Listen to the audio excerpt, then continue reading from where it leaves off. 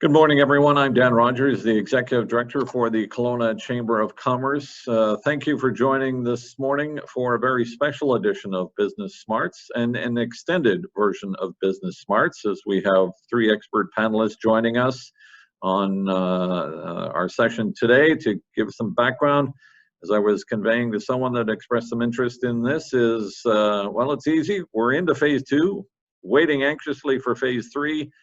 So how's it going so far? That is the underlying question that we've put out there, and we're looking forward to your feedback and the presentations and information that will be provided from our three distinguished panelists that have joined us today. We want to thank you again for joining us for Business Smarts today and the previous times that we've got together.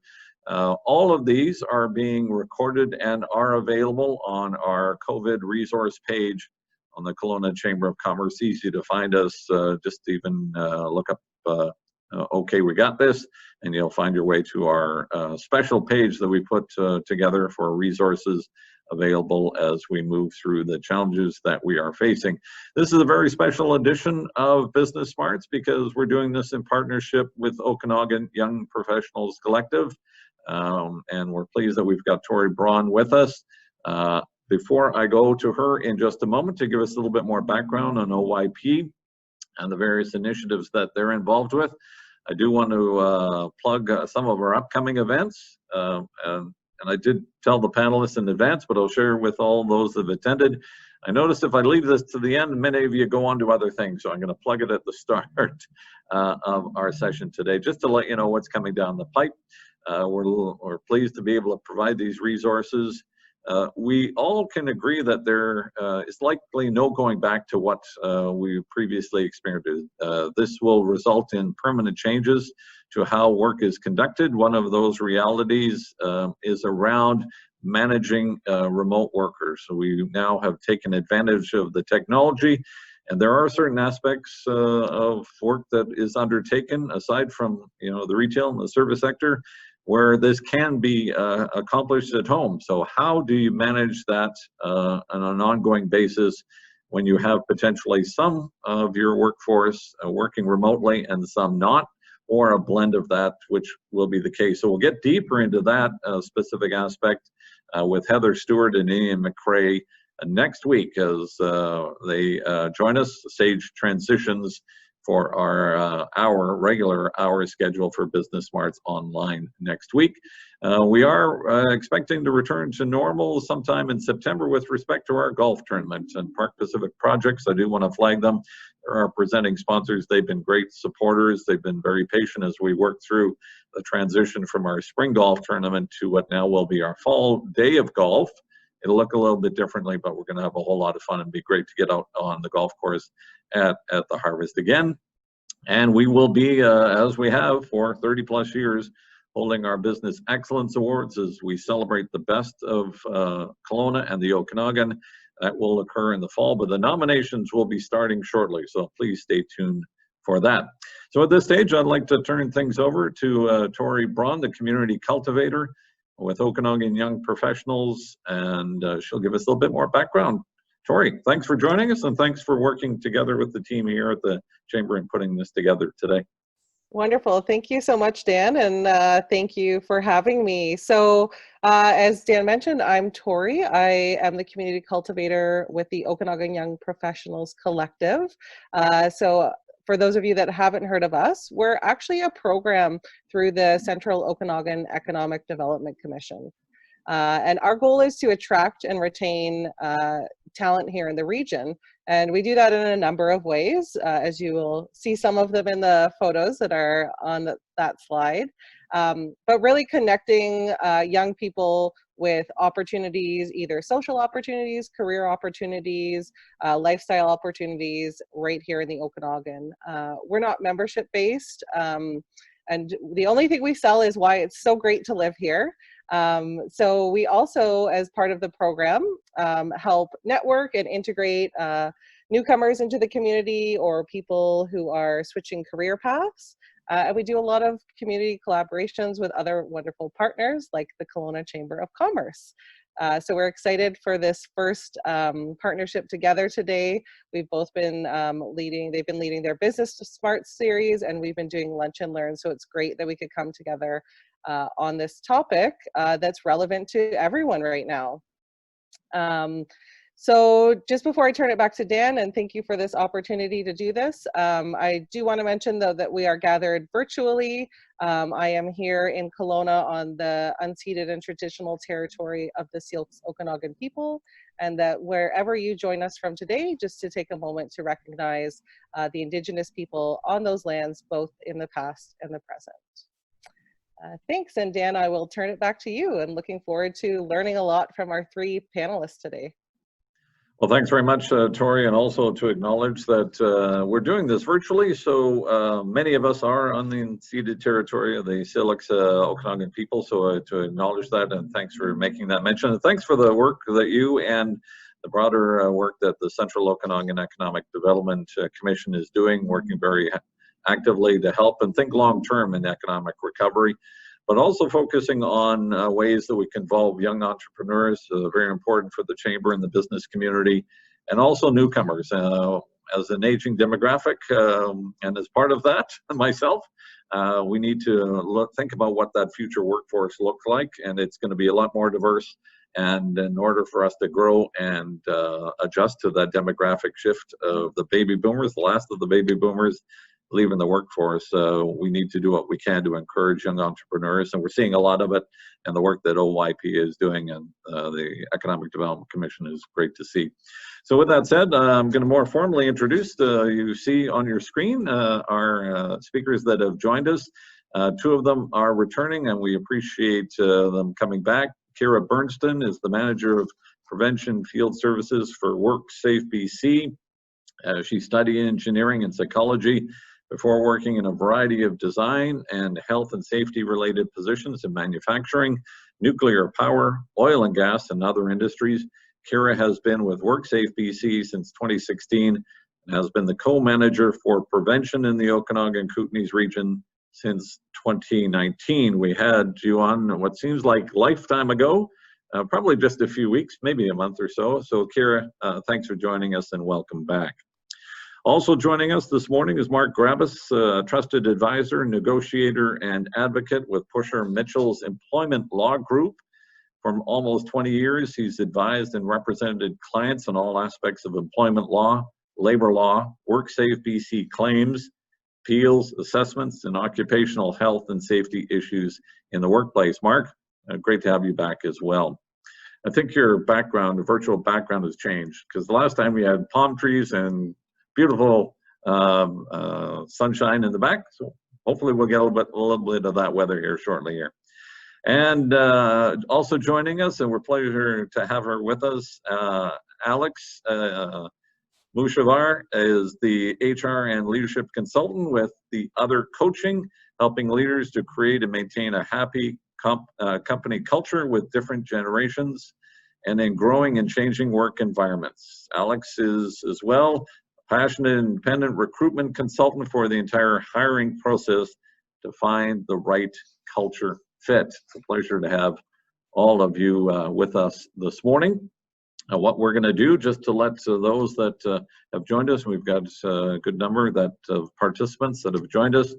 We're going to use the Q&A function, so at any time during this presentations that are going to unfold here over the next half hour or so, if you have a questions, feel free to load that in the Q&A button. If you have a comment or wish to ask a question through the chat function to our panelists, you can do that as well. So those are two options that are available to you. We did have a couple of questions provided in advance, so I'll likely be able to weave those in as we go through. Do want to acknowledge in advance that Kira, I know that you're extremely busy. What's going on with WorkSafeBC as we're into phase 2 here and looking forward to phase 3. You have to depart near 11 o'clock. We'll just manage the schedule. So if there are questions related to WorkSafeBC, if you could just make sure you get those in before that 11 o'clock kind of time frame, so we can ensure we pass them on to Kira. Though we will make the information that's being shared today available to all those that are participating. We'll of an email that will follow up afterwards so that we can present that material to you. And if you have a question that you didn't get to during the session, but want to ask it afterwards, please do so. Just send us a quick email and we'll ensure it gets to the right people and the answer gets back to you. So with that said, we're going to change things up here.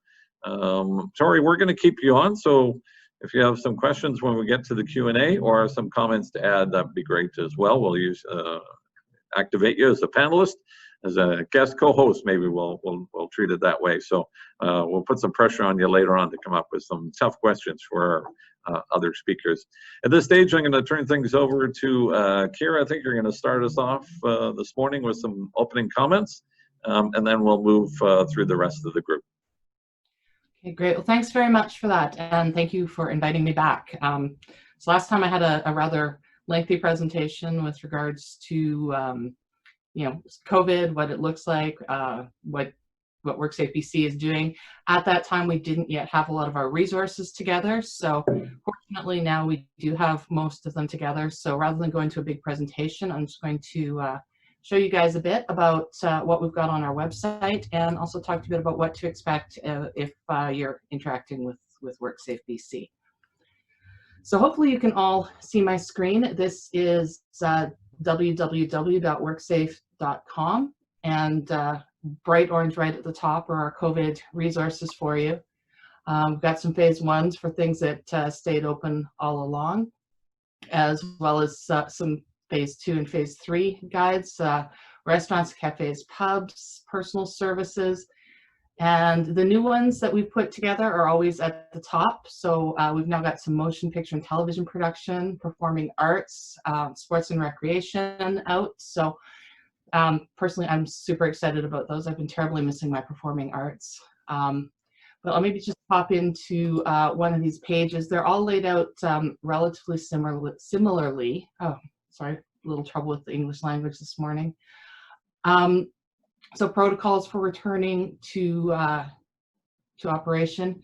You'll have developing the safety plan. It does need to be posted. You'll see on all of them there's a link to the guideline and to a safety plan document that's really great for smaller businesses. You can just fill that in and put it up. You are, of course, not required to use that. It isn't mandatory, but we're just hoping to make it as easy for you as possible. You'll have some of the, what is the risk, talking about the different levels of protection. So you want to look at elimination first. Well, of course, we can't eliminate personal interactions in a lot of businesses, so that is going to be really tricky. But you can spread people out. You can do work from home arrangements in some cases, occupancy limits, rescheduling tasks or rearranging spaces. Next is the engineering controls, which are your physical barriers. Your administrative controls, which is your procedures, of course, you know, one person at the cash register at a time sort of thing. And at the bottom, PPE. A lot of people are more comfortable with PPE because they're actually in control of that, so they can put the mask on, they can, you know, wear the gloves or whatever, but those aren't necessarily the best ways to go, and in some situations they can actually make it more challenging to do the work safely. So those are things that you need to consider as well. The next level, of course, is the actual protocols. In the first call, we talked a lot about, you know, assess for your own business what's going to actually work. And so if a WorkSafeBC officer were to come in and do an inspection, the first thing I want to make really clear is right now we are still very much in consultation and education mode. So we're really looking to work with workers and employers to help them understand and help them get plans in place. We realize this is challenging for everybody, so we are being very careful to not dive straight to enforcement, which is not to say that there is no enforcement, but first and foremost is, of course, the consultation and education. So if an officer came in and did look, you know, do you have established posted occupancy limits that can be safely maintained? You know, do you have additional strategies, and they'll be asking, you know, well, what did you consider? So it's not to say you have to have necessarily all of these things in place. They are guidelines. You need to consider what actually is going to work for your business.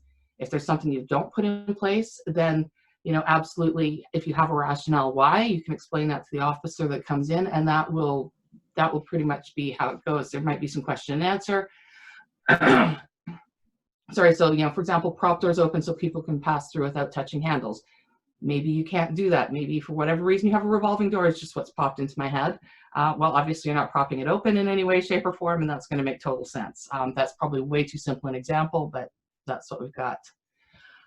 We also have more information after that. Usually there will be links. This one doesn't have it, but usually at the end of this there will be links to, for example, the information that's put out by, in the restaurants, would be the BC Food and Restaurant Services, or for the medical services, there would be, to the colleges that cover those medical services. So we have links to theirs. For some, we have commonly asked for translations, Spanish, French, Punjabi, Chinese, Vietnamese. General links at the bottom, so some posters you can print off for, how to use a mask, print off and post if you require masks in your facility. Safety plan for selecting and using masks.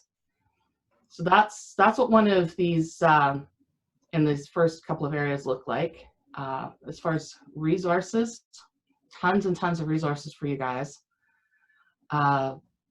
So, occupational first aid attendant protocols. We got a lot of questions about that, so we put a guide together in terms of how to handle occupational first aid. Obviously, there's some increased risk there because you can't really be distant in a lot of cases. Effective design of barriers. There's a safety plan document. Coughs and sneeze posters. Information for how to clean and disinfect. Please do not enter if you entry check posters. So about quite a few pages there. The other thing I did want to touch on, of course, is our 1-888-621-7233 number, which is our prevention line. And you can call and ask questions to an officer and get all kinds of help. You don't necessarily have to leave your business name, although you can, and they'd be happy to have someone come out and actually face-to-face with you, although from a distance, of course. And just general health and safety, it actually in some ways is more important now. There are things we haven't necessarily considered. With less staff, you may now have people working alone who were not working alone before, and you have to consider how you're going to be keeping them safe and having your working alone procedures there. Officers can help you through those sorts of things. And of course, the old slips, trips, falls, guarding, all of those things still matter, and in some ways a bit more. People, I think, are getting a little more comfortable with the new normal, but they are still stressed, they are still nervous in a lot of cases, and that can lead to distraction and to challenges. So, making sure you keep it on top of the regular health and safety, and that's, it's an alphabetical list that you can just look up. I'm going to go to one of my favorites here. So under B, we've got the bullying and harassment prevention, which is near and dear to my heart, but then you can go further down. So carbon monoxide, what do you need to worry about that? If you're, hopefully we're not going to deal too much with cold stress, but if you have someone who works in a freezer area, that might be something you'd want to look at. Under H, we've got some heat stress, I think, as well. Yeah, so this might be a little more important if you're on construction sites outside in Kelowna in the summer. So really, that was basically what I wanted to show you, was where to find these resources. And big one right there is the contact us. So if you need help with anything related to claims, if your workers are struggling and they need some support, there's a worker crisis support line that you can call, and they can talk to someone who can help them out. It's kind of like EFAP if your company doesn't have that, or it has that but they don't want to talk to that, employee family assistance programs. And there's the prevention line that I told you about, so 1-888-621-SAFE. And that is all I wanted to share with you. So thank you very much, and I'll wait for questions. Thanks very much, Kira. I'm going to turn things over in a moment to Mark, but I'm going to first just follow up on a quick question that we had in advance. The service sector, which is now seems to be front and center because they, under phase 2, are trying to gear up here. And we actively see it with restaurants. So can you make a comment? I know one of the questions we had around requirements in restaurants for servers to wear personal masks, because there seems to be a bit of a variety of approach. So that was one of the questions. guidelines versus orders. So if you could make a comment on restaurants, what's the expectation?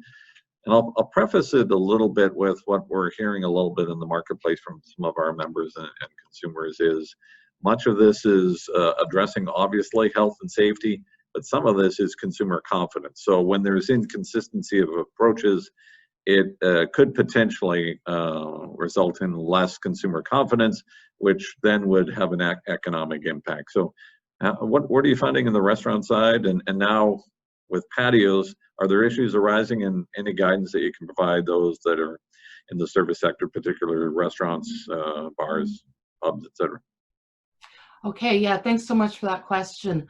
As far as masks go, as we discussed, PPE is really kind of the end support. Certainly masks are effective in stopping you from, breathing out your germs onto other people inadvertently. But that said, they do pose some risks. There are some people who cannot wear them either because of breathing issues or severe claustrophobia. Actually, masks can pose a huge problem for those people as well. So those are things that you do need to consider. Would it be a requirement? So would consumers expect when they go into a restaurant that the service personnel would be wearing that, or is it really a decision by? Yeah, it's not a requirement. There are different things that restaurants can do. Certainly, if your restaurant, the way it's set up, requires you to get into close proximity, some kind of mask would be something that you would need. But you can have it where, you set the food down maybe at one end of the table, and then the person gets up and takes it down to the other end of the table, and you maintain that 2 meters. You can have it where they come up to the counter and pick it up, so it's a little more self-serve. I actually saw something really neat at one place, because one of the challenges that they were having is they had some older, potentially hearing impaired people. And so the masks, of course, cause a huge problem because they can't understand really what you're saying. And so they had kind of create a see-through flexible plastic shield that they wore over it so that they wouldn't be, breathing on them, but they could still see their mouths, which I thought was a really neat way to do things. So masks are certainly helpful, but there's a lot of other things that you can look at in terms of the engineering and administrative barriers before you go to the masks. All right, we have a few other questions, some coming in via chat. Please feel free to use the Q&A button, and a reminder, Kira will be with us for another 35 minutes or so. So we'll take advantage of that opportunity to come back, likely ask a few more questions along the way. But thanks again, Kira, for joining us and providing some updates at this time. Thank you. Mark, we're going to turn things over to you. Mark Gravis from Pushor Mitchell. I think you have a slide deck you're going to share with us as well. There we go. Can you see that now? Excellent. That's really great, Mark, and welcome back. Glad to be back. Thanks very much. Good morning, everyone. Even though there hasn't been an active case of COVID in the interior in about 3 weeks, COVID still poses a lot of employment challenges for employees and employers. And it's going to be my pleasure to discuss with you today what our COVID evolution sort of looks like from an employment perspective. So we have an interesting situation in BC where it was recently announced that the CERB is going to be extended for about another 8 weeks, which takes us to the end of August. However, COVID-related layoffs in BC can last up to 16 weeks, which takes us, if we look at about the start of around March 11th, 12th, takes us close to July 1st of that first week. So now we've run into this situation where we have an employee who's been laid off. And if their layoff goes beyond that 16 weeks, legally they've been terminated and you're going to have to pay them severance. And so what this means going forward is you're going to have to look at recalling those employees. And this is where we run into some interesting situations where you may have some employees who don't want to come back. In a case where they are recalled and they don't come back, they're considered to have resigned. And this resignation could actually impact their ability to collect CERB. So it's something that you really need to consider in terms of looking at when you're recalling employees, who you're recalling, and the timing of your layoffs on when they started. As we know, a lot of people have transitioned to home offices, but now there's being this movement back into the office. And so a lot of questions I get are, I don't want to come back into the office. What can I do? There's a lot of people that are worried that coming back into their office environment poses a risk and they're wondering if they have the right not to return. The short answer is they don't really have a choice. If the workplace is safe, then the employee has an obligation to go back. So as long as the employer has met all of the safety requirements and the precautions that have been laid out by the provincial health authorities and WorkSafeBC, then the employee is required to return back to work. And so this is going to pose some interesting situations as well, because in cases where they don't come back, again, it could be considered misconduct, or again, it may be considered a resignation, in which case it may affect their ability to collect some of their benefits that have been available. We also see that starting sometime next week, we're going to be entering into phase 3, which is going to be exciting for a lot of people, especially in the Okanagan, because we're looking at hotels and resorts possibly opening up again. The use of parks, the film industry returning, which is huge, especially in the Okanagan in this time of year. And so this is where I'm going to take you back to some of the things that Kira talked about in terms of WorkSafeBC has developed a lot of general guidance with respect to the reopening of these industries. And it's going to be really important, as you've discussed, Dan, to build that confidence with the people who are going to be visiting these areas, to know that they're going to be protected when they're actually venturing to the hotels and resorts. So that's going to be very key in terms of moving forward. But as this headline says, the pandemic isn't over yet. And so yesterday in BC, we saw 19 new COVID cases, which was the largest increase in over 2 weeks. And although it's good news that there hasn't been any real active cases in the interior, it really comes as a caution that as the restrictions are being relaxed and as people are beginning to travel more, there is a risk of outbreaks. And this is where it's really key for employers to have really good policies, procedures, and a plan in place to address situations that are kind of come up. So for example, do you have a travel policy that you're having in place with respect to out of province and out of country travel? What do your sick leave policies look like at this point? How is an employee going to be treated if they actually do contract COVID? How are you going to address that employee's workspace? Are you going to be able to trace all of the close contacts that that employee has had during their time? And when will you let them re-enter the workplace? So these are really key questions that need to be asked within each organization. And that's all I have on the formal presentation side. So I do look forward to questions that are going to come later on. Excellent. Thanks very much, Mark, for that overview. And before we turn things over for some introductory comments from Alex, just a quick question. If you give us a sense, and I might come back to Kira on this as well, with respect to what are you hearing what's the most common issue that you're hearing from those that with clients or others concerned from the labor law perspective? The most things that I'm hearing right now are doing with layoffs and recall. And so it's when to bring employees back, how to bring them back. And then it also, one of the big questions is, can you reduce their wage or reduce their hours when you're bringing them back? And the short answer to that is no. So when you recall an employee from a layoff, they should be coming back to what their regular job was before the layoff. However, it's going to be really tough to determine exactly how the courts would look at that in those situations, just based on this being a very unprecedented and a very unique situation. So the time frame, the province did extend the layoff to 16, but we're going to get there fairly quickly. So the advice that you're giving those that may not have enough work, but may want to keep that employee, so is it a recall and then working notice or guidance? You can do a recall. So as long as they are not away from the workplace 16 weeks within 20 weeks. So if you were to recall them back for a week, then you would still have another week of layoff that you could use depending on how your business is growing and how it's increasing. Essentially, once you get to that 16 weeks and you haven't recalled them, it's considered a termination, and that's where you're going to have to look at some severance or pay in lieu. And that's where the federal government, from a policy perspective, is looking at the wage subsidy to hopefully bridge that to at least allow an opportunity for the business to grow or have some commerce and activity. That's the hope. Yeah. Okay, excellent. Mark, we'll likely, and we've got a few questions coming in already. I'm sure we'll have a few more coming your way. So thanks again for joining us. My so pleasure. Also joining us from the other coaching group, Alex Pushor. Alex, do you want to provide some introductory comments? And thanks for joining us this morning. Thank you so much for having me here this morning. I actually wanted to just jump right into the topic.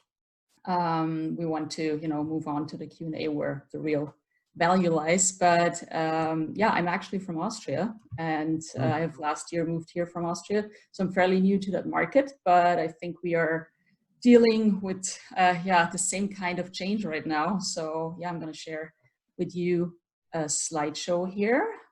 Give me one sec. So here we go. So I hope you can see that. Looks great. Perfect.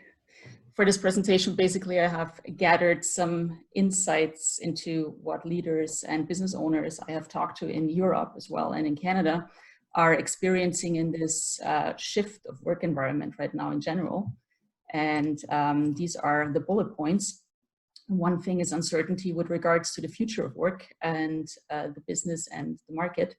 The second point was the new work calibration, like as the new work environment partially misses the human interaction.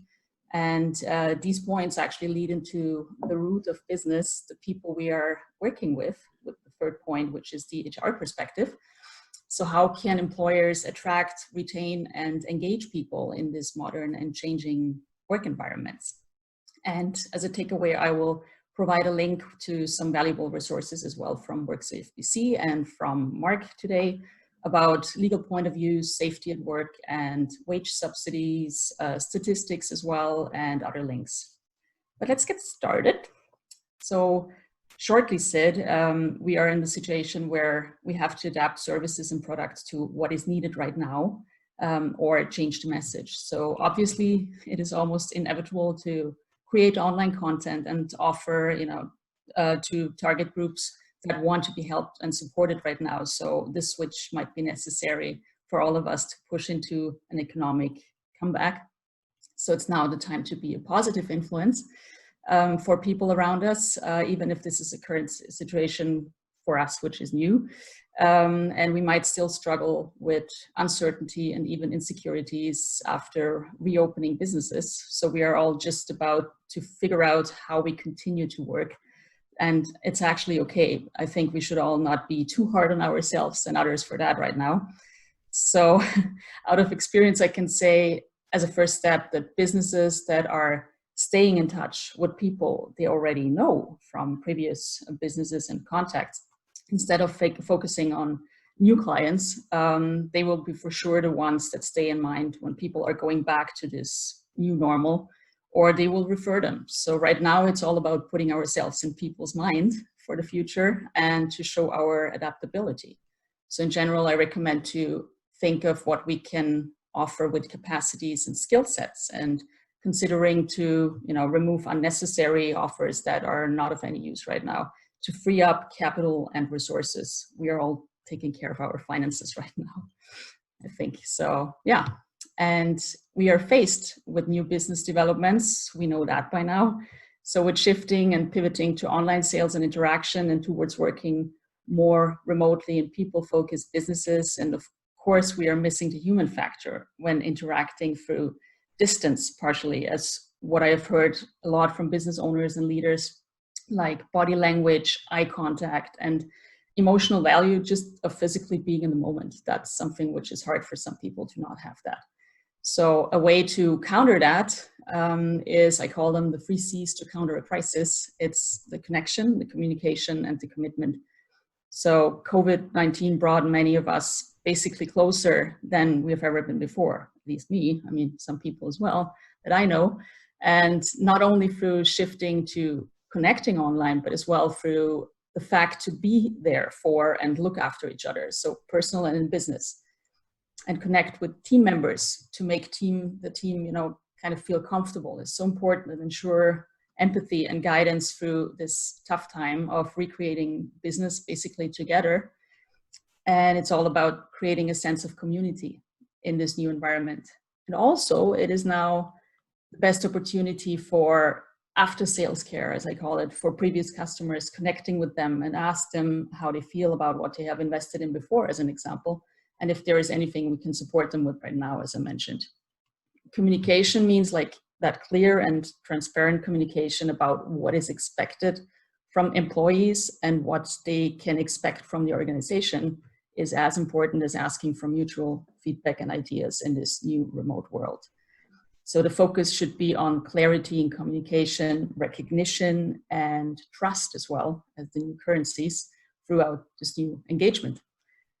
And commitment means to hold ourselves basically accountable. Accountability in self-responsible, remote or not work environment is crucial for each party. So it is up to each individual to encourage and live actually accountability, autonomy, and possibly learning new skills for personal and professional growth.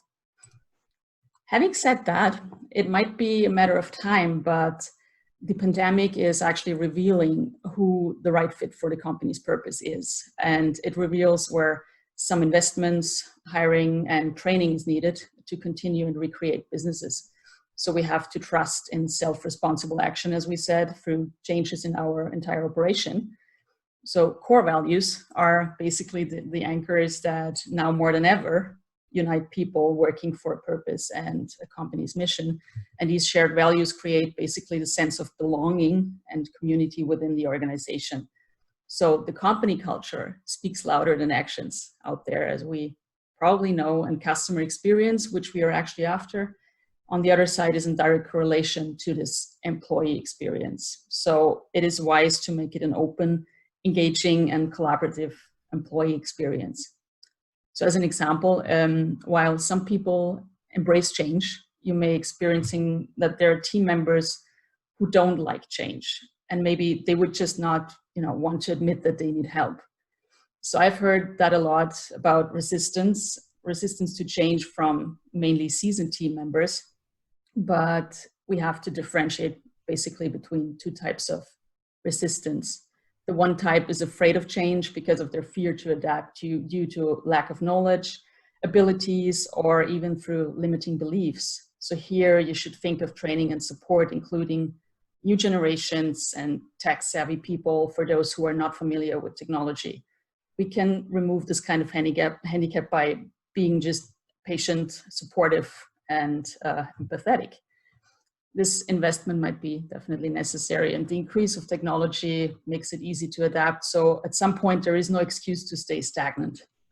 But the other group is the one that might be closed-minded towards change because they don't want to change their way of thinking.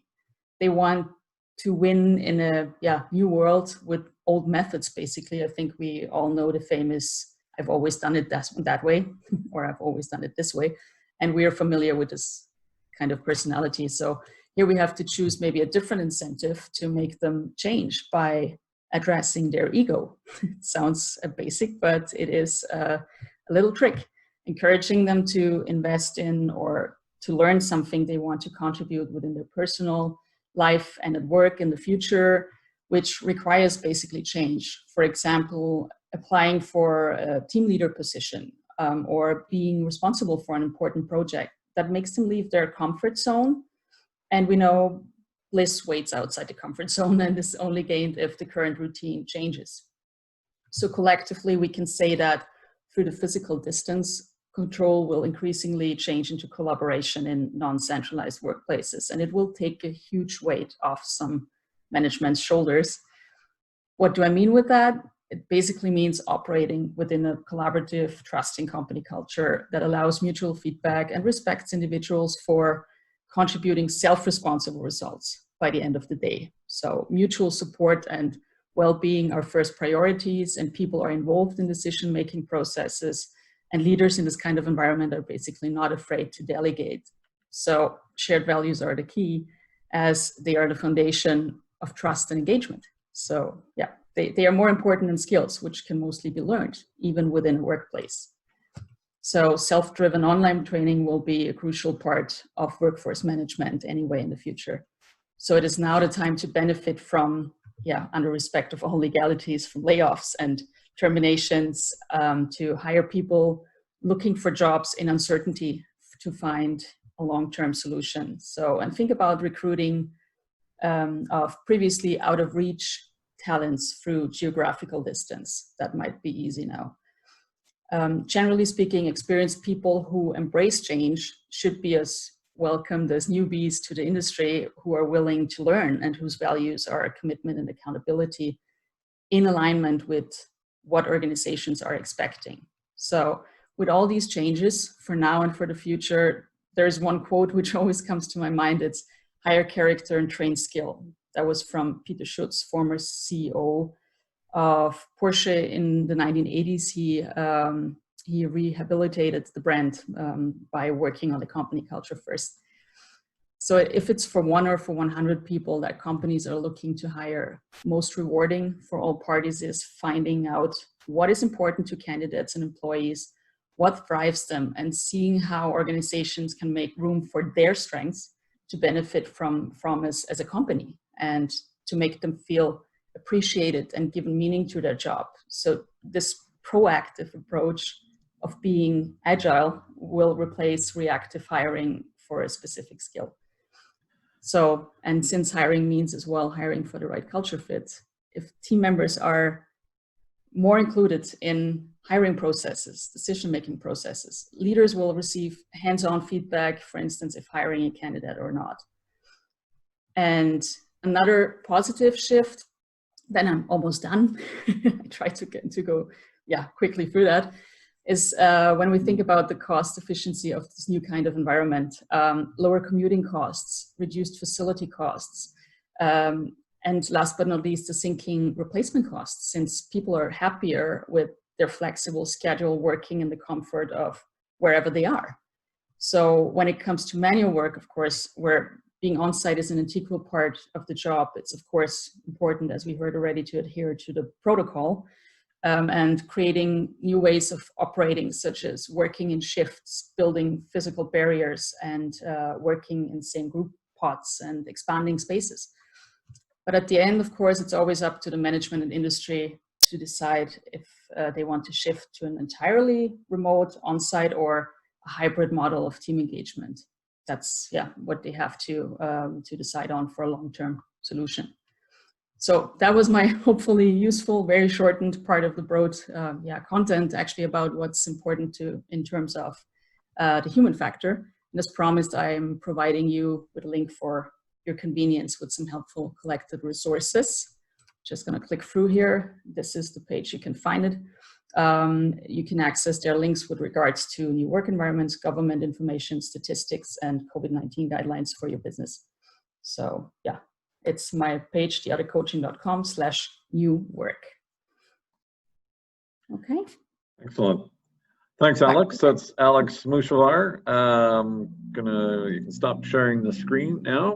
We'll make sure that all the contact information of everyone that has joined us today is made available to the participants and the attendees. So we'll get that information out. We'll post it on our website along with this recording. Thanks. So we're going to bring Kira back in. Thanks for joining us again. We do have some questions in the Q&A button. I'm going to get to those. But Alex, I just want to come back to you just for a moment, and if you could make a comment. I think it struck me when you talked about the 3 C's when you start, and we'll likely get into this more when we talk deeper conversation with Sage Transitions next week on managing a remote workforce. But are you finding, and maybe with the clients that you're getting, of that culture is one thing, you fit for the culture, but then your culture environment changed because now you have a remote workforce. So there's not that feedback mechanism, the communication challenges. Any advice you would give managers, or is it along that 3 C's, really focus on increased communication and identifying, whether there are issues that you need to manage? Because you start to lose contact from a management perspective, then you start to doubt efficiencies, and and then that it's social environment that is inherent and a necessity to create a positive business environment is impacted by it. So any guidance you would give managers that are trying now to manage that blend of remote workers? Yeah, I think it's very important to regularly check in with team members. So it doesn't matter if it's now work related or non-work related, but you can definitely get to know people better now through the kind of obligation to be online and show up. So I would, even with meeting culture, I would definitely review the meeting culture, like not too many meetings, work related, because that, kind of exceeds what people, actually, have in productivity capacities. So I would do a Monday morning meeting kind of to connect and check in. How are you? And hey, what's the big goals we want to tackle this week? And on Friday, for instance, a kind of closure meeting, like what did we achieve? What did you do during that, that week? And can we tackle something else for next week? And in the middle of the week, just do some kind of midweek checkups, I call them, just 2 or 3 kind of little meetings where you just check in with the required involved team members, not with everybody.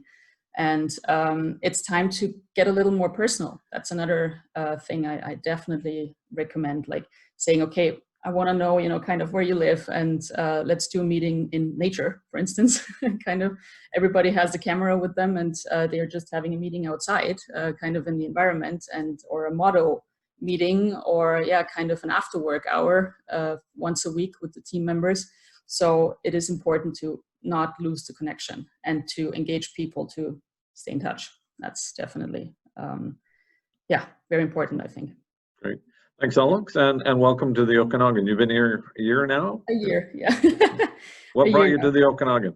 I'm married to a prairie boy, actually, but he is now here in Kelowna, so it was not really hard for me to move here from Austria when I said, like, okay, it's pretty here, and I worked and traveled internationally, so I was here very often, and so this is why I met him here. Great. Well, welcome to you and the Prairie rep. So we love our Albertans, and hopefully we see more of them as we move into the next phase 3. Hopefully, we'll see some of that, respecting social distancing, etc.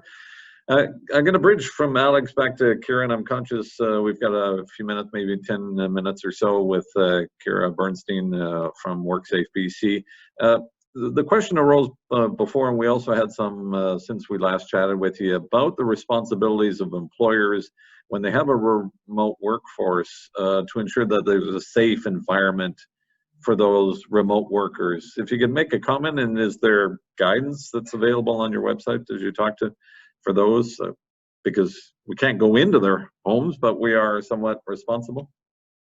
Yeah, so there is a responsibility, absolutely, to ensure that the workplaces are safe, as you said. And actually, we're pretty much remote at WorkSafe, and so what we've had to do is, of course, put the checklist for, because there's also responsibility for workplace inspections. So I have to periodically inspect my office / corner of my bedroom for tripping hazards, make sure my ergonomic setup is still okay. I don't know if you can see in the background, there is a chair waiting for me to throw out, because while it was great for, working for a couple of days at home, for the long term, it was not providing adequate ergonomic support. So, so those sorts of things you do need to consider. And so, just giving your workers a checklist to go down, do you have health and safety risks that in your home that you need to worry about?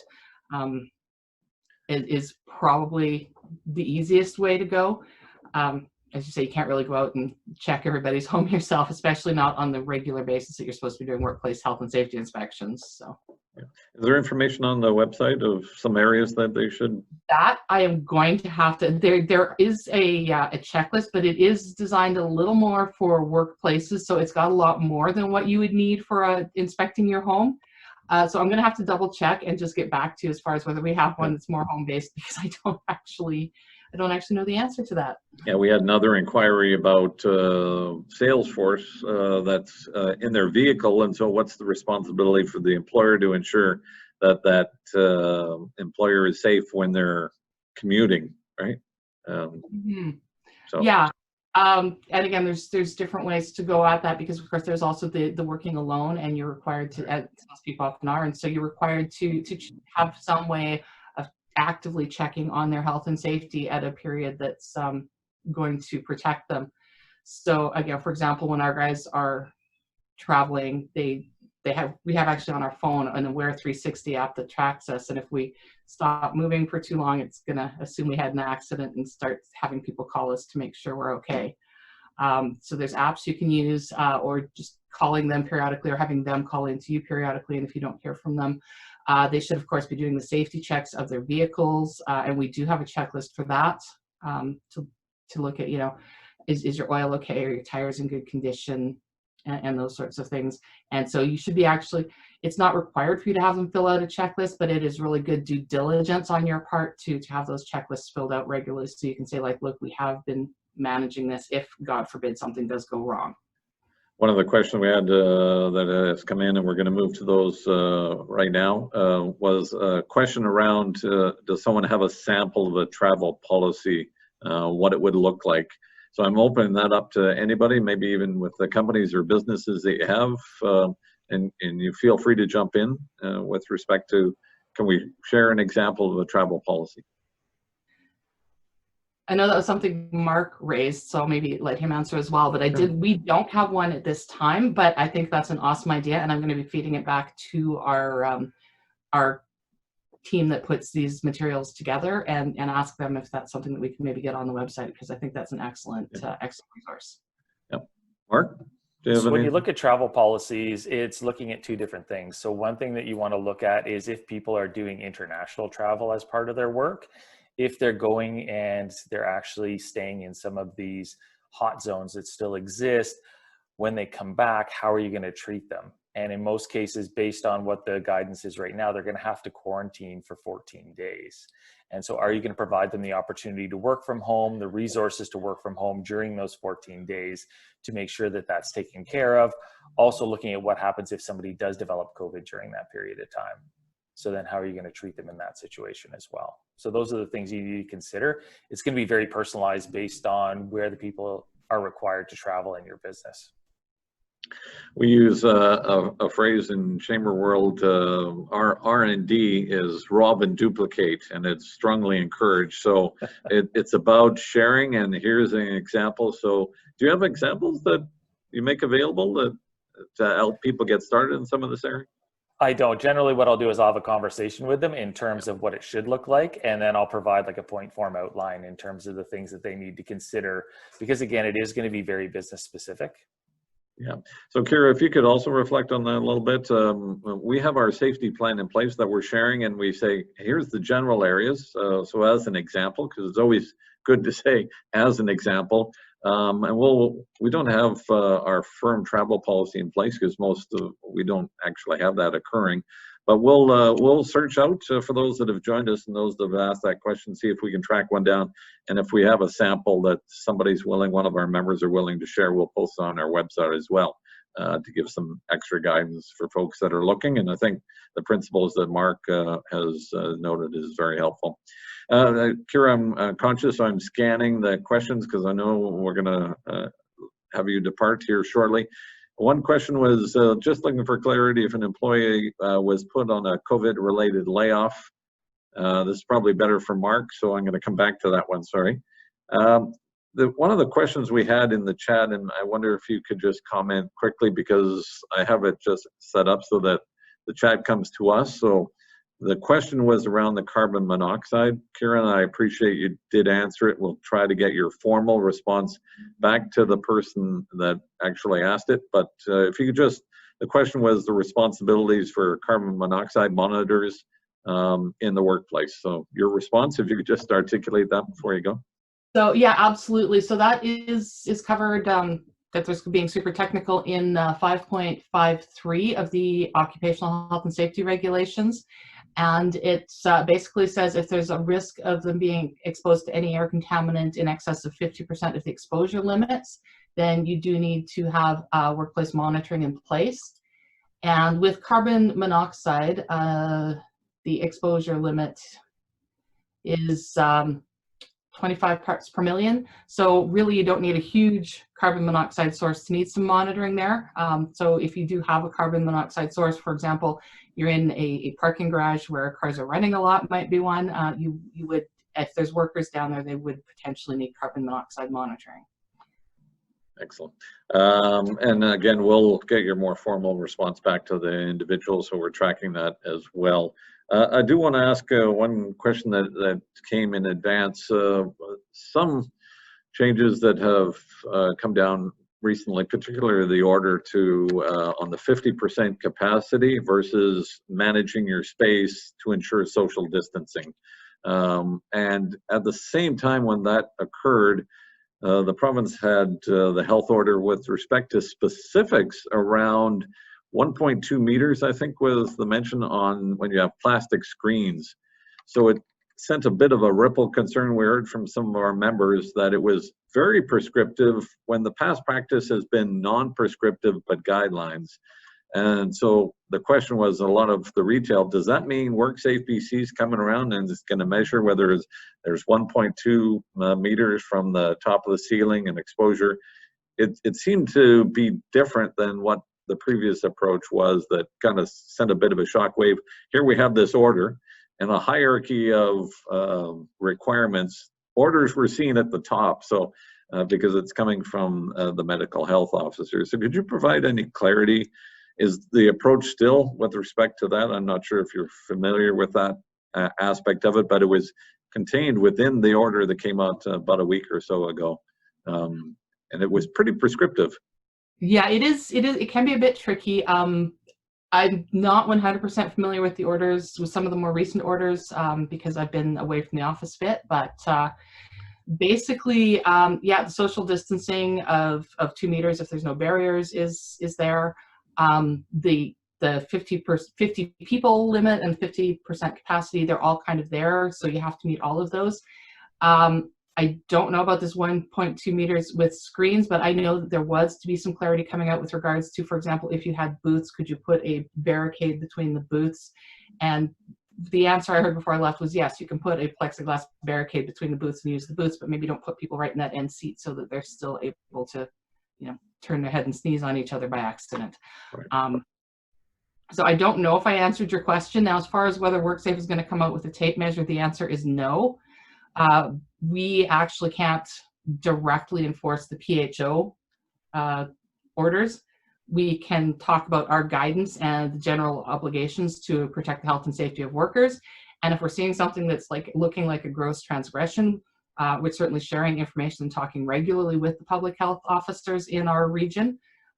They are also trying where possible, from what they've told us, to take a consultative approach first and go to orders if the consultation is not working. So could you also, just to build on that, just before you depart, I know you have to leave fairly quickly, just provide clarity on the regulatory environment, because I think we had a case, and not within this region, but certainly within the BC Chamber network, I think it was on the island somewhere, where actually it was someone from the health authority that came out that was mentioning the order. So where does that bridge between the WorkSafeBC's responsibility to ensuring that work environment is safe and provincial health orders and the responsibilities of the health authority to work in the place of employment to ensure that? Is it the size, or who enforces which? Help me out understand that. Yeah, so it is a bit tricky because, again, as I said, there is a lot of overlap. I mean, the provincial health authority is, of course, looking at the health of the public in general. Our legislation is specifically around workers and worker health and safety. And within our legislation, we have, of course, the general obligations to ensure that workers are protected from biohazards, including, you know, infectious diseases, and the general obligation to overall ensure the health and safety of any workers in your workplace. But that said, of course, there is overlap between general public safety and worker safety, and there is overlap because the public health orders do reference our guidelines in several places. So we are trying to work very closely with the public health authority. So it's not about size of the employer or anything like that. We are basically, with the officers we have, just trying to get as many boots on the ground out there helping people as possible and referring back and forth where required. If it is actually directly a public health order, though, like the 50 people limit in gatherings, that would be something that we would refer to public health. Whereas if it's generally speaking, you know, you haven't put anything in place to protect your workers, that would be something where we'd be talking to you or potentially writing you an order if you're still not willing to put things in place. We actually did have a very interesting situation here in Kelowna where a public health official noticed a challenge in a workplace, and the property manager for that workplace right away, we didn't even have to say anything. The property manager said, please, we need you to address this, and they got it addressed before us or public health had to, do much more than a quick consult. So it seems like the Okanagan people are really great in terms of really wanting to do the right thing and work with us, which is just fabulous, and I can't tell you how much I appreciate it, and our officers appreciate it. Yeah, so I know you can't speak for Interior Health, but from WorkSafeBC, the approach thus far is to ensure that there's adherence on longer term and not enforcement, but fundamentally the responsibility still reside under the legislation for WorkSafeBC. But employers can also potentially have public health officials coming in and making orders as well. Absolutely, right? They could see both WorkSafeBC and public health officials. We're trying not to do too much of that, but the amount of communication that would be necessary to make sure that we don't overlap is certainly challenging. So you could potentially see both. Great. Kira, I know you have to fly. Any final comments just before you depart? Well, just earlier you had talked about, and I know Alexandra hit on as well, just the mental health, and that is one thing that we are hearing a lot of questions about on our ICO desk, which is our information center officers. And again, that's if you call this 1-888-621-SAFE number, that's who you'll get to talk to. A lot of questions about, my workers are nervous, my workers are stressed, this is happening and it's really upsetting my workers. So we don't necessarily have a whole lot of mental health resources directly on our website, but just, the Canadian Mental Health Association, Mental Health Commission of Canada, lots of those things are there. But the biggest thing that we have found, we did a survey, and one of the biggest things we found is, take the time to talk about the health and safety things you're putting in place with your workers. Ask them what's working for them and what's not working for them. Get their feedback, get their buy-in. That is incredible for helping their mental health and keeping the workplace safer. Excellent. Kira, thanks for joining us. I know you have to depart, so we'll get you back again and we'll share your information. I appreciate that. Excellent. Thank you so much. And I apologize for running, but I really appreciate the time to speak. Okay. Thanks, Kira. I appreciate it. We have a number of questions. I want to bring some folks in, but before I go to that, Tori, I just want to open it up to you. You've been listening to our presenters. What's your experience thus far, and is the information or issues that you're seeing in the workplace being addressed by some of the comments thus far? Any observations? Yeah, I think there's a lot of interesting things that have come up here, especially like in related to the work that OYP does and us, trying to build a sense of community. And now everybody is apart in different places, and we're starting to see that transition back.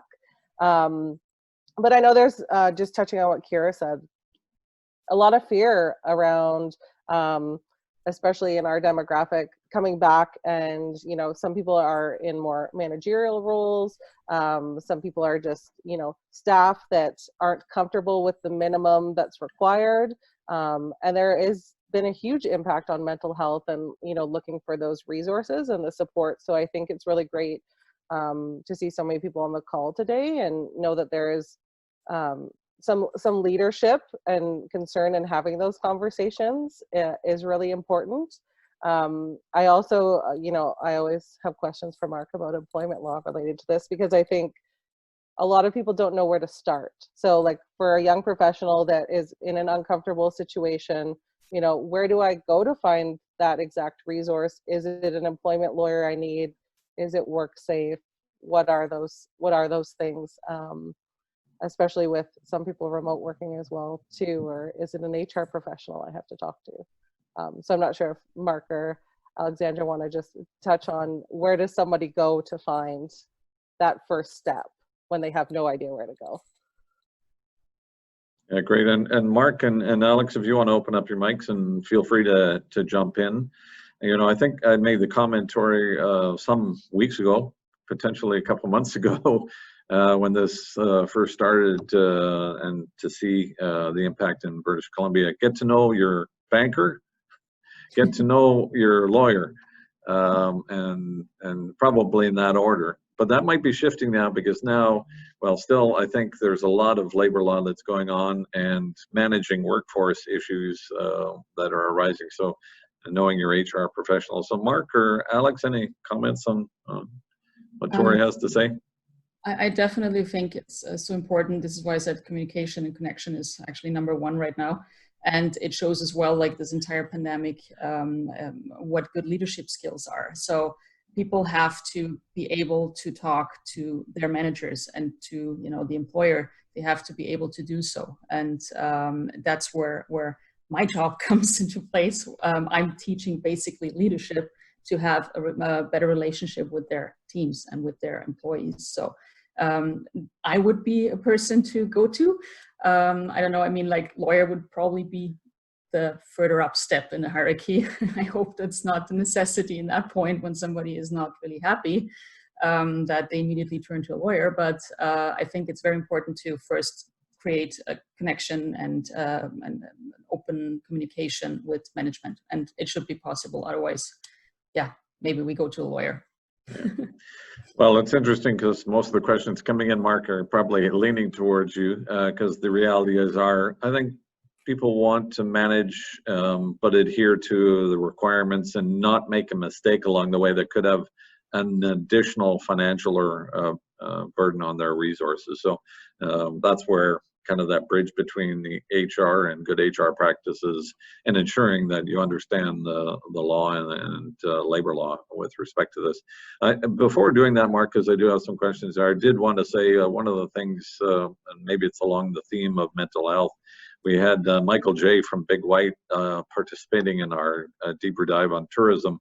And he's got a lot of energy, and it was great to actually feel we are empowered here. We can do some things. And just one example they talked about is if you have a good customer service experience, share it on your social network.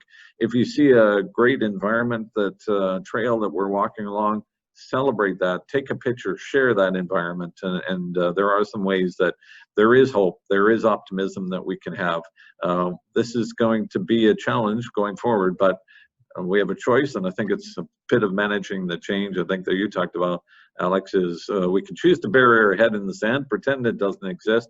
We can fight it along the way and then frustrate everyone, or we can look at this change and try to embrace it. And there is reason to be optimistic. We still live in a great place on the face of the planet. We have a great environment and a willingness to work together. And when you look at the accomplishments we've done to flatten that curve, we've got a pretty good culture and society in place. So that's the general observation. I'm going to get into the specifics because people want some specifics. So I'm going to return to the question, Mark, this is likely for you.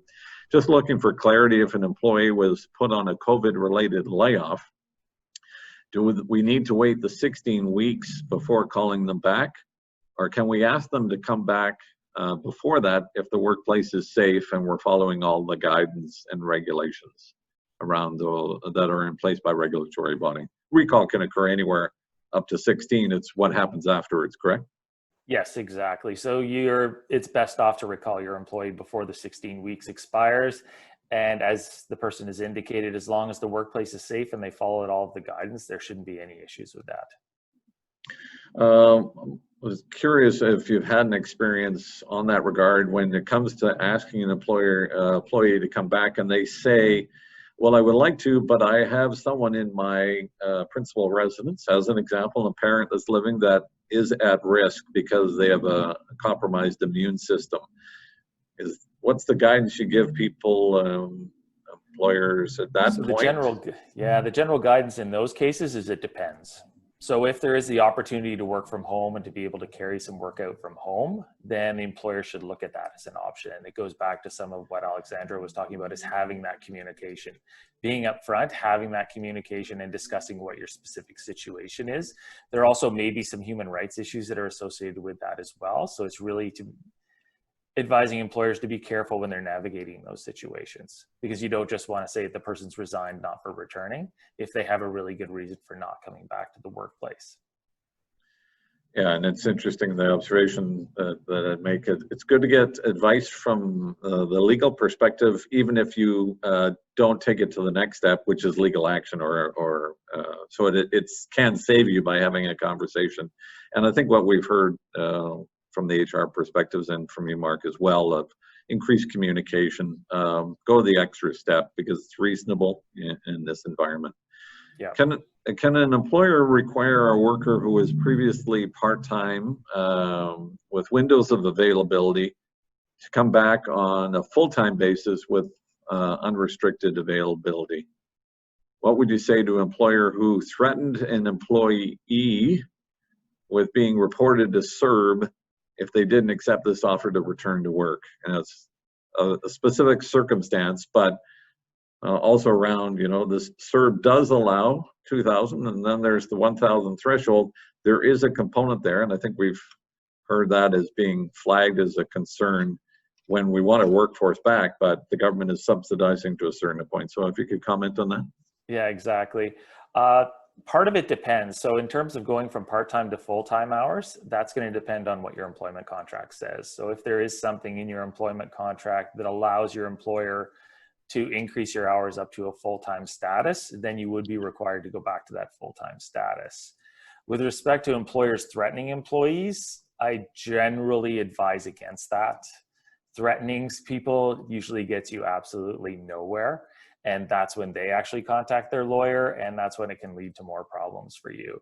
And that's where it's really important to have, again, back to that, going to those discussions, understanding what their motivation is and why do they want them to go back to full time. Maybe it's better to have 2 part-time people in case somebody does have an exposure to COVID. They have that backed up workforce available as well. So looking at what other options are available to them as well. Right. So just to confirm, when they reach that, it's now been extended to 16, but if it surpasses that, in essence, the employment relationship is terminated, and severance in those would apply under those circumstances, correct? Exactly. And there may be, it's not quite clear how the courts are going to treat those because we haven't really gotten to that point yet. And again, that's where communication is going to be important, that if an employer is opening up and they are able to start calling people back, then they may be able to handle that situation without having it be a termination if they want the employees back. If there's no possibility the employees back, then they're going to actually have to look at termination and look at severance. Excellent. We have one more question. I'm going to bring this to Alex, but if folks want to jump in with the Q&A button, if they have some additional questions or comments they wish to add, I'll actually do that now because if we don't hear otherwise, we'll give a little gift and give people some time back, and we'll conclude a little bit early here. Alex, the question is for you. We're looking to continue to build upon the remote work environment moving forward. Myself and team members have noted difficulty in maintaining focus. Any tips on this that you can provide? Funny, I was actually almost hoping that this question comes up. Mm. It is, people have families at home, pets, whatever, and then they are remotely at home and work from there. They have to set boundaries. That's one thing. And a dedicated workspace. That's a thing which I'm always promoting. Like really set a table up, a desk with a quality chair and decoration, whatever. But really a place where you go to work, and then you have to enroll the entire family. If you have a family at home, to say, okay, I have I call it gem session because that's from one of my mentors. He always talked about gem sessions, 90 minutes full focus on a task, and you do that 2 or 3 times a day, and you have a better work day than you have in an office with the so-called water cooler communications and conversations. So it's really a nice, productive way to set yourself up with enrolling the family and saying, like, 90 minutes I'm not available, and don't open the door, and I'm just, not here. So that's one thing. You have to focus on that. And you have to implement habits, like get up in the morning every day at the same time. And dress for success, dress for work as if you would go to work, and sit on your desk like as if you would get a client in a few minutes. So it is important to show up yourself, in front of yourself, like how you would show up towards a client, to be more productive and to feel better, because there is a relation between clothing and as well productivity. So there was a research that said, like, your brain is actually primed to what you're wearing. Like when you wear like sports clothing, so you feel fit, and when you are wearing a PJ, you feel like, oh, I'm gonna go to bed. So it is important definitely to have, kind of a little bit of a work attire, casual, but work attire at home as well. And yeah, then set yourself up for your jam sessions. And you can walk your dog between those jam sessions, and you can give your kids extra fun and love later after the session, in the evening or between the sessions, but 90 minutes or 60 minutes, just say, I'm not available. One of the observations was made, Alex, from one of our members that we were chatting with recently, that one way to define whether it can be remote work is the job description, frankly. So yes, it could be, but then the observation was made, depending on the skill set of the incumbent that might be in place or someone you're recruiting, they may be better suited for a work environment that's at the office and being productive that way, as opposed to, because not everyone can be self-disciplined because of their own personality traits or skill sets to be, organized. So what guidance can you give employers where I hired someone for one culture, but now the culture is different because it's a remote worker, they're now in isolation, and while you can give them tips, I still need to monitor how productive they are, and they thrived in that social environment, but not so good when it's a remote work, and the job actually did change, but the people did. So how do you navigate that? It's just through, from a management perspective, increased communication and monitoring? Definitely, but I would take distance from micromanagement, because now I think people are really having trouble, especially managers who are not able to look over the shoulder and see what the person is doing. But it is actually proven that people at offices are 80% of the time usually not really working and not focused, and that's sometimes really an issue. It is an issue for people who are easily to distract. And I'm going to get up and I see the person up there in the kitchen. I'm going to go there and have a chat about the last nonsense meeting or whatever, and it's just like distraction, and you're not by yourself, and you're not able to sit down and do stuff, because then people are knocking on the office door and saying like, hey, got a minute? And this got a minute is then an hour, as we all know. So it is inevitable to actually create kind of a policy for yourself for office communication, that you say, okay, when the door is closed, it's closed, or you tell people, hey, I don't want to be disturbed right now, because I'm in a session where I have to really focus, get my headphones on up, and just like don't listen to anybody. So there have to be rules, kind of for yourself, and that, because I think a manager cannot influence how productive you are. That's the point. It's a misbelief that you can actually control what a person does. So it has to be, from the intrinsic motivation, like how people are acting, and you can say, okay, there is a deadline. I want to have it done by that time. Where you do it, how you do it, I don't care. I just want to have it done by the end of the day. And that's how you can see who you're working with, what I mentioned before. So there is no room for micromanagement. That's my comment to that. Like, if people think like it's easier to have people on site.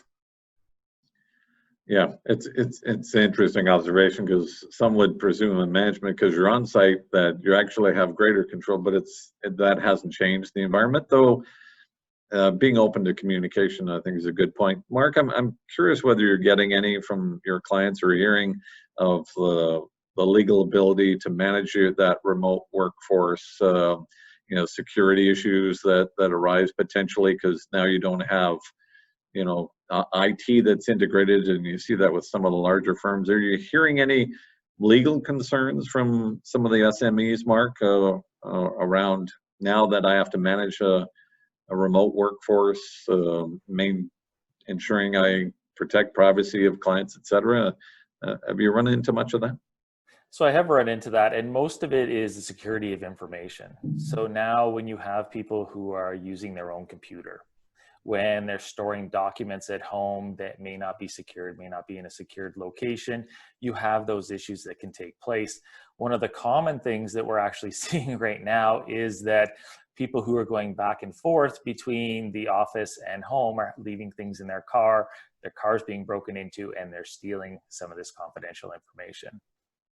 So it's also making sure that, like for myself, if I go out and I have my laptop or any information, I actually take it into a store with me, because I can't risk it being left in the car and somebody breaking into the car and stealing that just because of the information that could be jeopardized. And that's what we're seeing a lot at home offices as well, is you should have a secured office somewhere where you can lock the door. You should have secured filing cabinets. You should have the proper software on your laptop to ensure that your information is secure and encrypted if you need it. So those are some of the issues that we're dealing with. So we're no more questions in the queue. So we're going to try to give 5 minutes back, at least to folks that have joined us. But I don't want to depart without providing an opportunity just for some final comments, potentially some takeaways for those that have joined us, of maybe the top 3 or couple items that people should be aware of from your own perspective. I'm going to start maybe with Alex, just from that perspective. I know you provided the presentation, but given the conversation today, any guidance you would give those that have joined us of some things they need to be aware of? Basically, it is all about kind of people are your most valuable asset, and take care of them. That's very important, because without them, your company is not existing.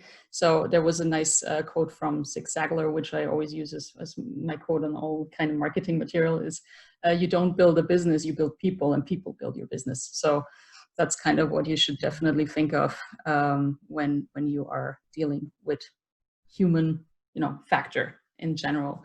And about the privacy issues, what Mark was mentioning, it helps for home offices as well to always have the updates done, because nowadays the encryptions and everything is included. So it should be a safer way to operate from an updated computer as well. So always think of that. And as well, yeah, offices or companies, organizations should have I think it's called privacy officer, kind of officer who is taking care of all the policies with regards to security, safety, and privacy. So to have a person who is looking at that and ensuring that everything is under the best circumstances and conditions. Excellent. And Mark, I'll turn to you. Just some final comments as we wrap things up this morning. So just one final comment with respect to layoffs is there's going to be a number of employers, especially in the Okanagan, that have laid off multiple people, and they're going to look at recalling those people, and they may not have enough work for all of them. So they're going to have to determine who they're going to call back a recall and when. And that's when you're going to look at, as long as it's not a unionized environment, then it's going to be governed by a collective agreement. Outside of that, you're going to be looking at, sometimes it's based on tenure, sometimes it's going to be based on what skill sets that they have with respect to what part of the business you may be restarting. So those are things to really consider when you're looking at bringing people back, is who you're going to bring back and when you're going to bring them back. Excellent. Thanks very much. I'm going to turn to Tori just to wrap things up. Some final comments from OYP, and thanks again for partnering with us on this session.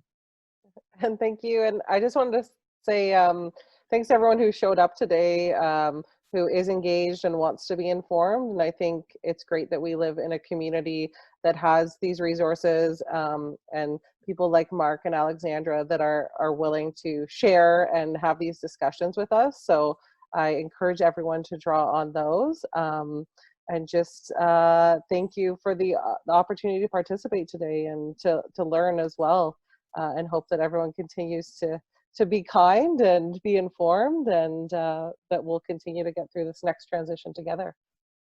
Excellent. Thanks, Tori, and thanks for your help leading up to this. We look forward to doing more work in partnership with OYP and Central Okanagan Economic Development Commission. Do want to thank all our speakers and let you know we want to keep sharing the conversation. So we've established through all the chambers in the valley the hashtag OK We've Got This, Okanagan We've Got This, because we're resilient. We built this into one of the fastest growing regions in the country. because of an entrepreneurial spirit and, frankly, the cooperation. And I appreciate the cooperation that we've seen today. I'm glad, Mark, that we didn't get into a discussion around WorkSafe policies. We realize sometimes you're on the other side of that and representing that. So we're working together really well, and it's evident. I think I'll make the comment to wrap things up from the Chamber perspective of an economist, frankly, from the US, that said it's not about the economy or health. In fact, one will lead to the other. If we adhere to the guidance of our medical professionals, that will lead to a safer environment, greater consumer confidence that will ensure we have a strong economy. So it's not one against the other. Sometimes you hear that from some, but we believe one will lead to the other, and we're seeing evidence of that because for the most part, we've flattened the curve here in British Columbia fairly well. With that said, I'm going to wrap things up just by making a couple of final notes here. I do want to thank again our presenters, including Mark, Alex, and Kira. We'll look forward to getting Kira back as well. And Mark, maybe down the road, we'll bring you back for a third time as well. Because I still think we're in a bit of a honeymoon phase here because CERB is still there. The challenge will be when some of that stops, because parts of our economy and business sectors are being significantly impacting, and there's a consequence that we're likely to feel down the road as well. So we'll likely bring you back. Thanks, Alex, for joining us, and welcome to the Okanagan, welcome to the Chamber of Commerce. I want to thank Bell Media. They were the sponsors for today. Easy Rock and AM 1150. They've got some great programs going on to help small businesses promote that they're back open, whether that is in phase 2 or those that are planning to open when we move into phase 3. Do want to thank the President's Circle members, Interior Savings, BDO, UBC Okanagan, and MNP Accounting. We can't do the work we do here at the Chamber. We're a nonprofit organization, the voice of business in the community and in the region. We can't do the work we do without the support of our members. I want to thank our President's Circle members and all Chamber members for being part of the work we do. And with that said, we ended 3 minutes early, so we'll give 3 minutes back to folks. Thanks again for joining us, and we look forward to further conversations. Have a great day, all of you.